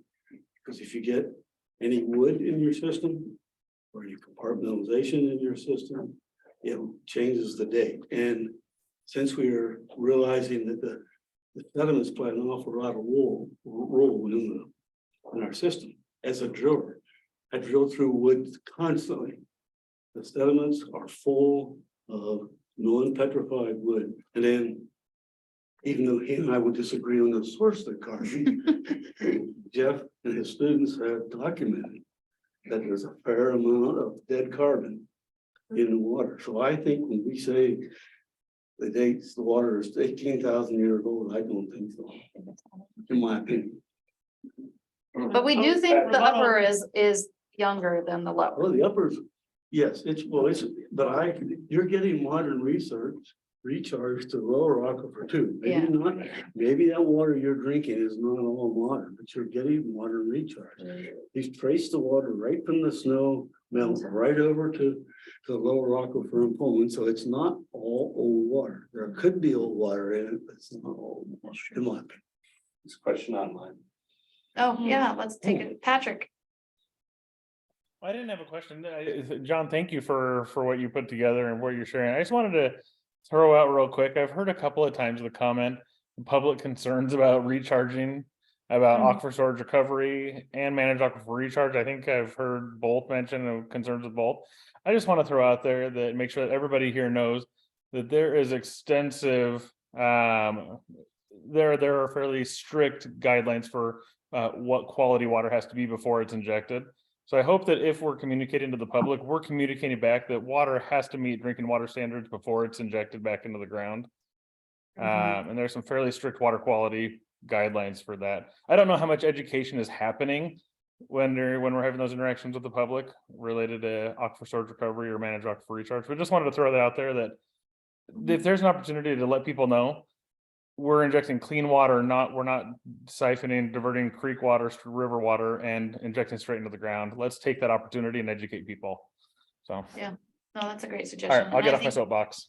Future messaging around that. I mean, Patrick, I'll have you review my copy before the graphics person takes a hold of it. Excellent. That's a way to go. I think we have been communicating that is the possibility. It's one of those things you have to overcome people's thoughts around it, right? So I didn't mean to totally divert away, John, from what you were saying. No, that's great. But yeah, no, I just wanted to get that out there before I forgot. No, appreciate it. Here, I think Dale. has- Yeah, go ahead, Dale. Just, I almost got fried for this comment probably 20 years ago. But if you think about all of your infrastructure, most of the infrastructure is in the lower aquifer.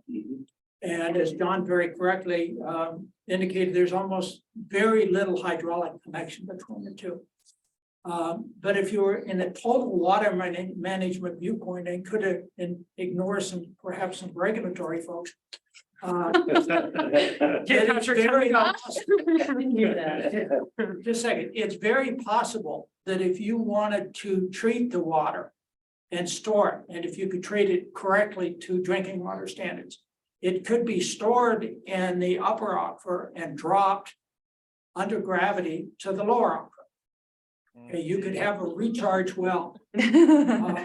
I'm the regulatory guy you can ignore, never mind. There's lots of questions, but aquifer storage and recovery is a really common methodology now, where you create a plume of your treated water and then you pump it back. And there is some loss in terms of water quality as it mixes with the native water quality.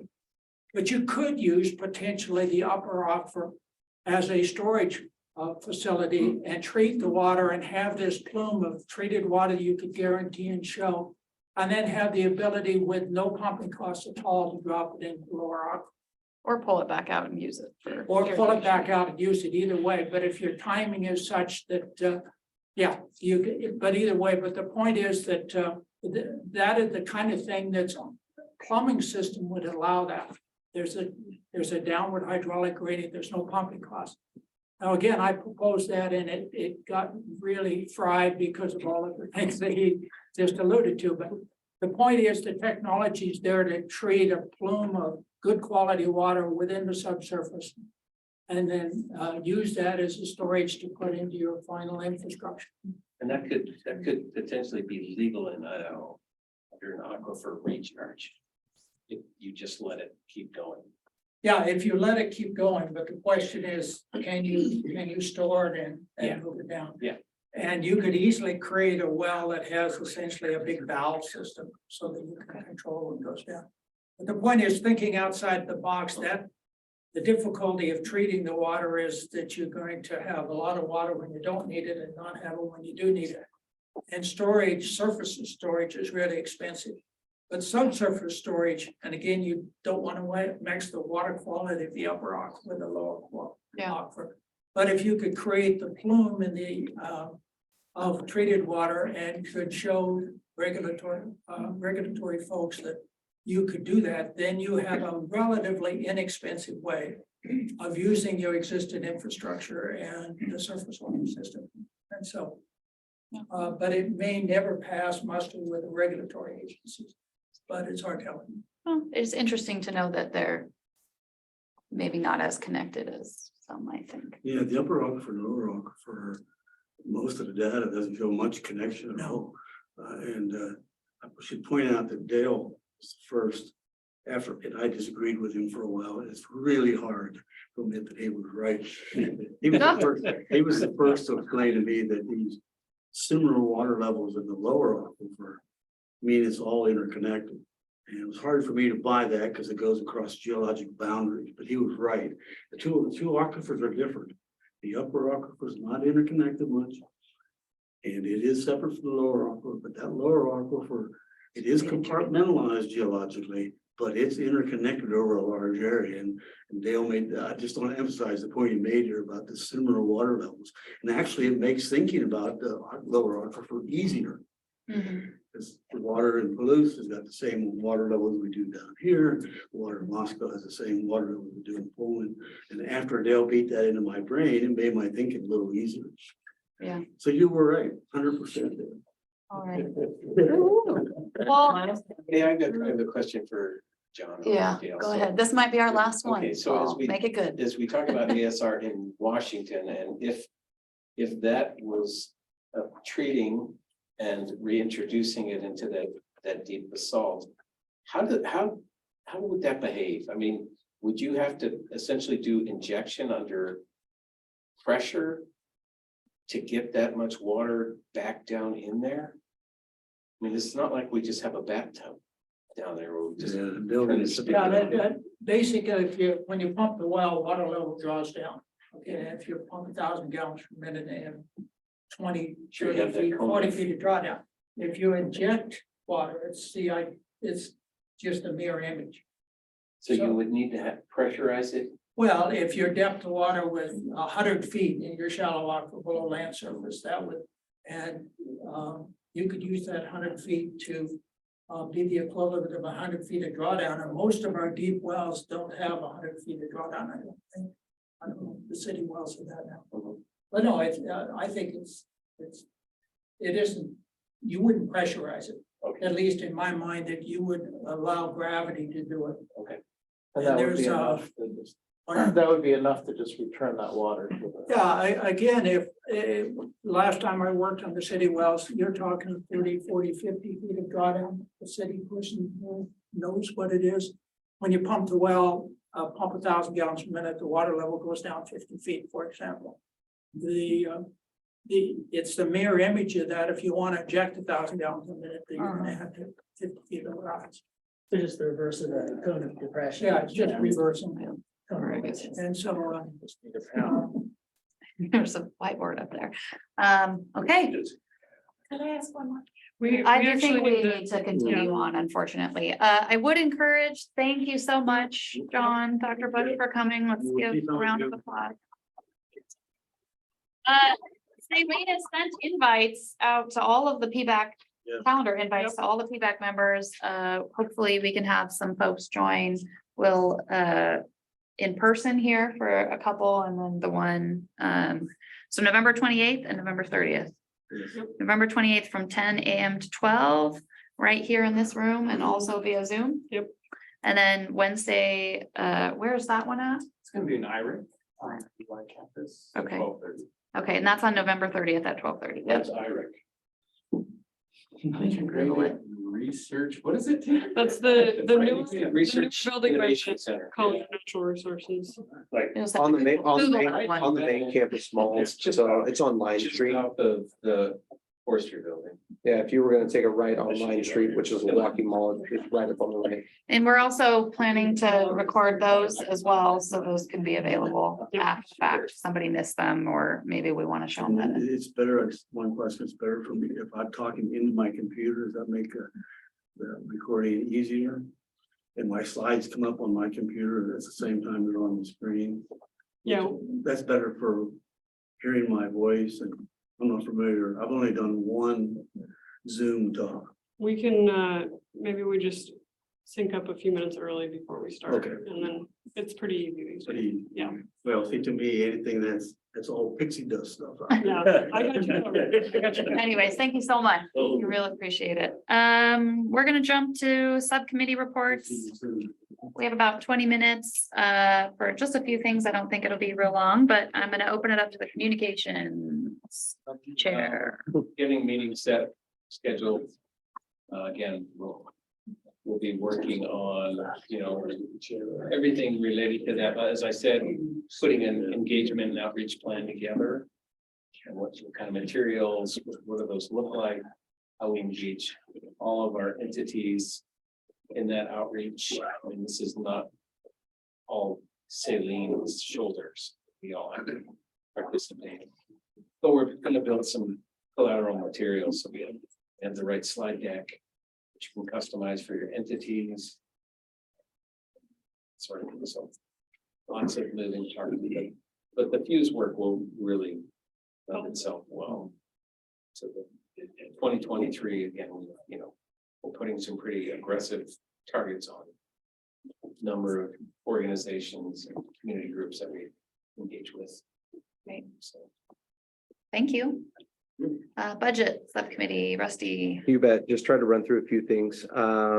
Saline and I are currently trying to chase down a few things around the ARPA funds. Thank you, Steve Robichon, for finding a key email. Because our office of sponsor programs, any monies that run through there are taxed, if you will, and it's a pretty significant tax. And so what we're trying to do is Steve found a little note that grants a waiver of not imposing that tax, which is great because that saves us about 10K essentially on We'll see if $50,000. they Still honor it. Well, let's hopefully, it's kind of my word is my bond kind of thing moves on. From the UI research contributions, UI has re-engaged with giving funds. And also, thank you to Sarah Dawson and President Green for helping us move the needle on payback of missing research funds and doing that. And if I could have got my math right out of the gate, I wouldn't have thrown another hurdle in front of us, but I did, unfortunately. It doesn't change the amount that we're hoping to see paid back from UI research. I'm following up on the 21st of this month with a conversation with Vice Presidents Chris Nomura and Brian Foisey about that said payback and a few other additional items. From that standpoint, in that discussion, will largely lean towards how do we move forward from this initial piece to funds that come to PBAC or more kind of two things. Hey, you've given us the money. We're good, that we're going to be good stewards of the money. And the other part is not research and operations. It's just one operational income pool potentially. So we're going to explore that a little bit. As far as budget projections, Saileen's already done some initial work with this. The budget subcommittee, we had a brief review of that, and I think we were asking for a little bit more information that she's going to pull us together, hopefully in the coming weeks to kind of revisit that. And what Saleen did was a really good job of kind of initial forecasting of like what the next 3 years looks like and what our spend down looks like, how, if we don't re-engage our communities or rethink about increasing our fees, potentially what that may look like. And so things like a $9,000 fuse infographic, we have to take that into consideration and how she's building that budget out for the future. That's all I have for now, unless anything else you'd like to add. I think that's good. All right. Yeah, thank you to Saleen and Rusty and Sarah for really engaging hard on that. Yeah, I mean, we're not out of the woods if you will, but it's great to have the conversation, and I think the right people are having the conversation, which anytime the president of the university says, hey, pay it back, then now it's going to be paid back. We're just trying to figure that out. So hurdle out. Yeah, but it's an effort. And it's No, appreciated. absolutely. Okay, research. Sure. So a handful of items from the research subcommittee. One is the subcommittee met with our WSU researchers, in particular Nick Engdahl, to talk about what are the limitations of the hydrogeo model. What would they need to really get a good predictive model? And the reality is, he said, when I started that modeling effort, I thought I had a lot more data that I actually didn't have when I got into the work. And so what he said was we would have to spend a lot of money drilling holes essentially to get a good solid predictive model. And it's, we've discussed that amongst our research subcommittee and said, okay, would there be some benefit in not, taking the perfect dial data, fully data driven, modeling approach? Is there a more of a qualitative approach that we could take and have an effective predictive model? And I think there's still some value there, and Steve can jump in and talk about this a little bit as well. I think Steve's pretty optimistic that we could do that. At the same time, the subcommittee our thinking is that we start to transition more towards implementing water supply and making that a priority right now, as opposed to the modeling effort. Just because I think we'll see more return for the effort. Now that doesn't mean that we completely stop working on the model. It just means that we're reprioritizing a little bit. Can you talk about that though? Where are you talking about drilling? Upper, lower? Where geographically? What's the thinking? It'd be pretty extensive. It would. We have to get in a lot. basically all over. Have to get into the deeper. The problem is you have a lot of wells in the central portion, right, where all the wells are, and a few in the limits, but it's not enough to, what's the word I'm looking for? Well, one of our biggest challenges is we can't define our boundary conditions. Thank you. It's very difficult to do that, Optimize. as well as the other biggest challenge is really defining for recharge. So those two limitations just necessitate a tremendous amount of data.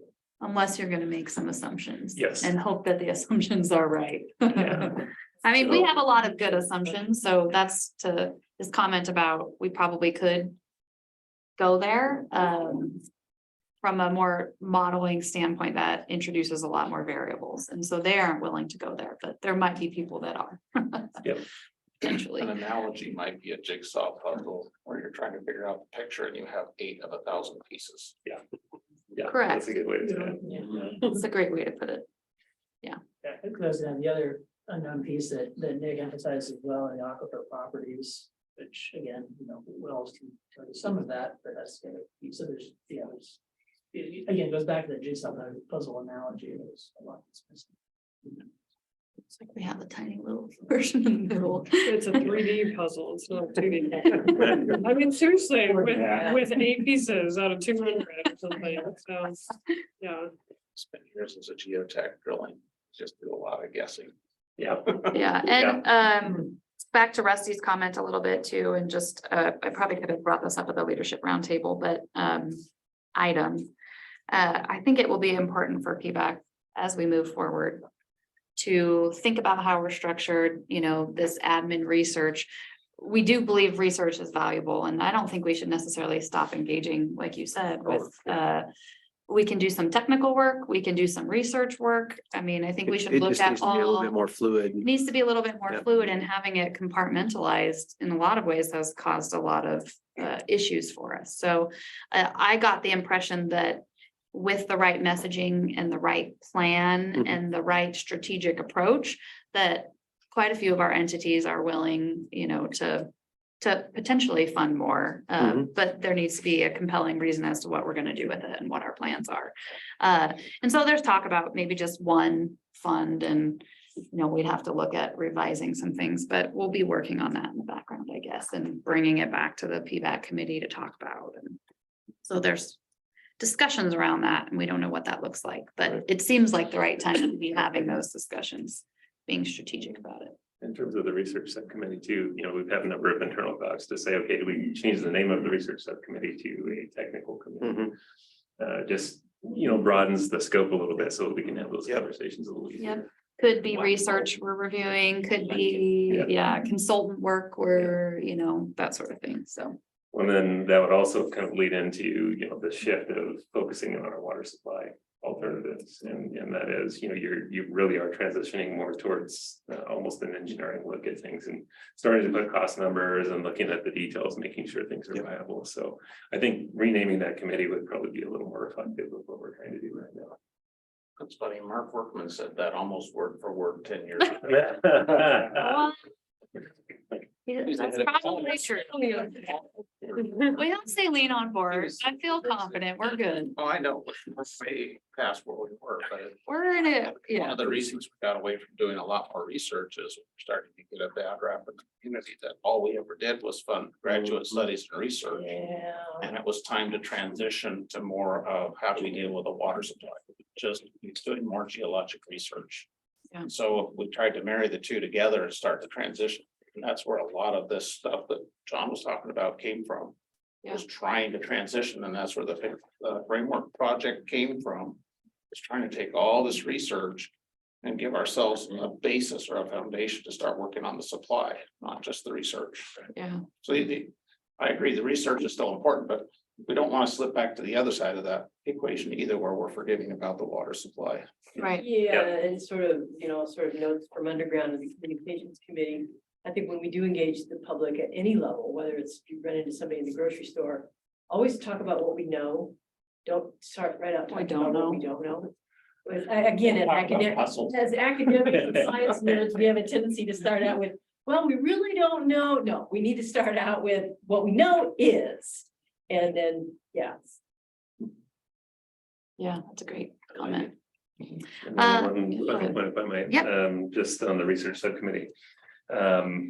Steve did a great job doing a deep dive on the water supply alternatives and specifically, looking at our alternative 5 and what kind of volumes we could actually expect, and in that deep dive, he went back and looked at the historical reports that really fed into our current report. and found that there were some translations that have happened over time that we may not have quite as much, that alternative 5 as we thought we did. So Steve gave us a great presentation on that. And there's something to that, and we do need to spend some time doing the engineering analysis to see how much water we can actually grab with alternative 5. And that will essentially play into the cost effectiveness of that alternative. But that being said, one of the things Steve pointed out, and just to get to some of the numbers in year 0, coming out of the South Fork of the Palouse River, for example, we could have direct use of about 450 million gallons. And again, that's not a year-round use. It's may not be an 8-month use. It may be less than that. But 450 million gallons is still a lot of water. And right now, Pullman pulls 1,000 million gallons a year to provide all of its water supply. So if we're talking about 50% essentially of our water that we could get just from that one source. So there's still a lot of value in that alternative. Yeah. At the current flow rate, I figured this out while we were talking. You got 2,595 million gallons a year. At 11 cubic feet per second, which is what it's doing now. Yeah, and we don't know if we'll get 11 cubic feet per second or not. We'll have some more fine tuning and number crunching to do for sure. Appreciate that comment and Steve's time as well. It was very informative. And we'll be hearing more about that, I'm sure, as time goes on. So let's jump to other reports and announcements real quick. We're gonna get you out in 5 minutes, I promise. I think so. Just a reminder, just to touch base about FY23 assessments. We've received assessments from Moscow, Pullman, Wazoo, and the admin piece of U of I. We're still waiting for Latah County and Whitman County. I thought you said you'd check on that. You did? I didn't hear back, but they Okay. said it was good, but I'll check on it again. Okay. And I think Latah County is coming in January, so we know that there's gonna be a I'll tell you what, if I ever need someone to hunt money down, it is gonna be Salem. I feel like my high school band fundraiser coordinator position has thoroughly helped. Oh, you just connected the dots. It makes sense now. Explains so much. Okay. Just watch me sell cookie dough or Girl Scout cookies, right? That was my jam. Last week I went to the American Water Resource Association conference. Paul was there, Robin was there, Kyle was there. So it was great to see a few familiar faces.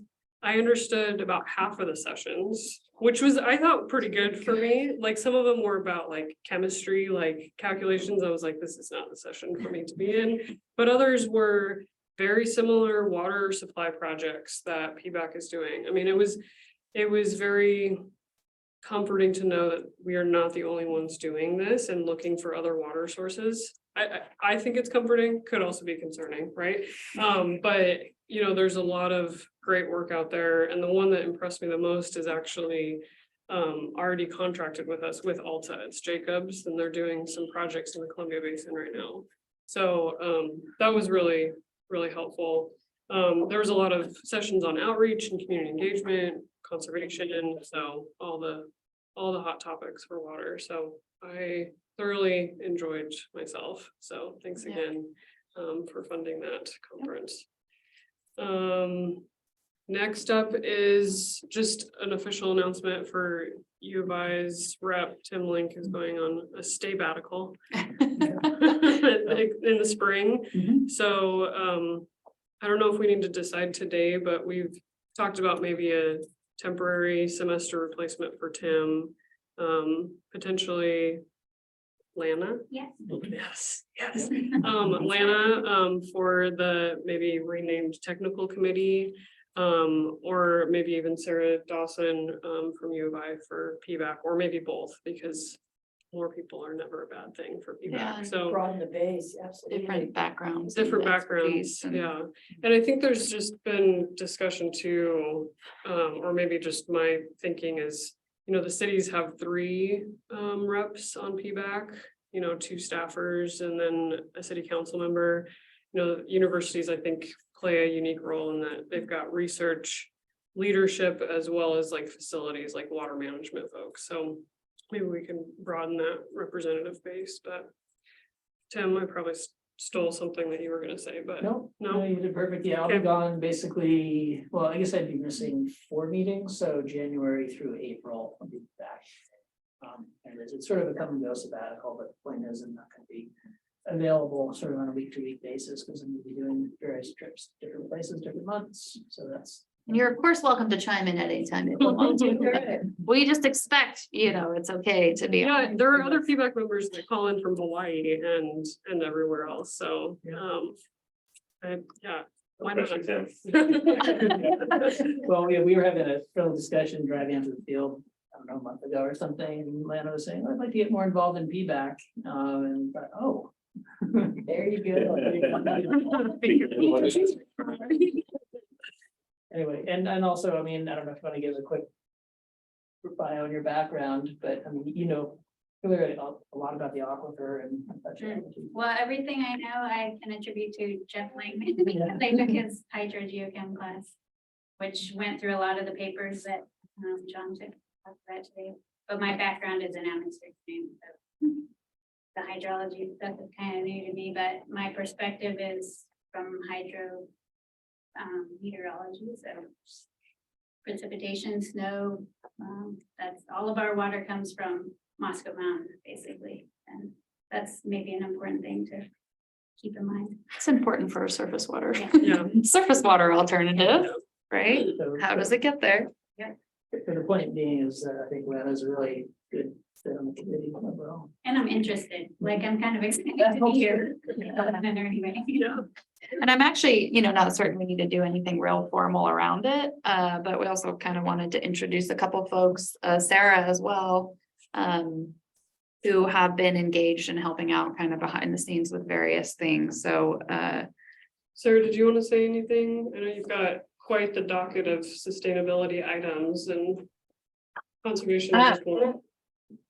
Yeah, I would love to be involved in whatever way you guys find to be useful. I think especially in terms of conservation and making sure that the UI vision is aligned with the PBAC vision. I'd love to sort of help with that if I can help with it. But I'm also happy to just keep attending meetings and volunteer, whatever's best for you. okay. Okay, Well, our numbers are dwindling, so maybe we can take it is 4. like a formal vote next month. Yes. If we need to. Okay, and we can talk maybe with you both outside and internally and come back with a plan. Okay. It is 4 o'clock, so I'm going to see if there's a motion to adjourn, and we will be meeting December. That is what does it say? November 17th. We're not going to be meeting November 17th. What's our date? Sorry, I didn't. We are going to be meeting December 15th at 2 p.m. Sorry, guys. Same time, same place.